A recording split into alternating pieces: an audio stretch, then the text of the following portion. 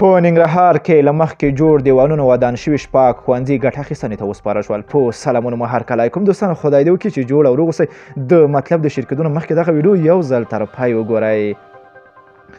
په ننګرهار ولایت کې د 130 میلیونه افغانۍ په لګښت له مخکې جوړ دیوالونه ودان شوي شپږ ښوونځي ګټه اخیستنې ته وسپارل شول.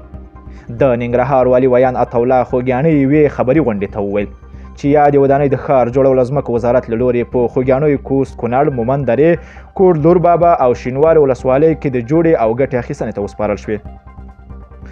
د ننګرهار والي شاه محمود میاخیل د دې پروژې د پرانیستې پر مهال ویل د شینواري غازي محمد افضل خان شینواري ښوونځی 8 ټولګي، په کوست کونړ کې د سید جمال الدین افغان 6 ټولګي، په دور بابا ولسوالۍ کې 4 ټولګي، د کوټ سپای کې 10 ټولګي او د خوږیاڼیو شهري نو سیمه کې 6 ټولګي لرونکي د دې مخکې څخه د جوړو شوو قطعو ښوونځي جوړ شوي دي.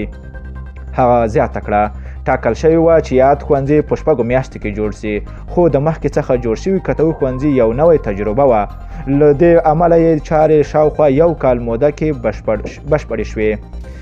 د میاخیل په وینا د دغو ښوونځیو قطعې یا بېلابېل توکي له وړاندې په ښار جوړونې وزارت له لورې په یوې فابریکې کې جوړې شوې وې او له دې وروسته به ورته نور ښوونځي هم جوړ شي. نوموړی وایي یاد نمونې نوی ښوونځي پر نوي ډیزاین په کم وخت کې پر لږ مصرف جوړې شوې چې ټولګي یې په ژمي کې ګرم او په اوړي کې یخې وي.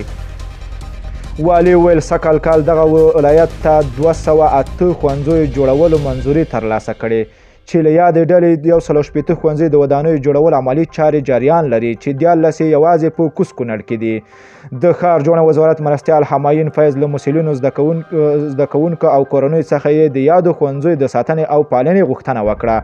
د کوست کونړ ولسوال محمد اسماعیل شینواری د ځوانانو د استازي فرید الله د یادو ښوونځیو پر جوړېدو خوښي وښوده. په کوست کونړ او نورو سیمو کې له پوهنې په برخه کې پر لا زیات کار کولو ټینګار وکړل.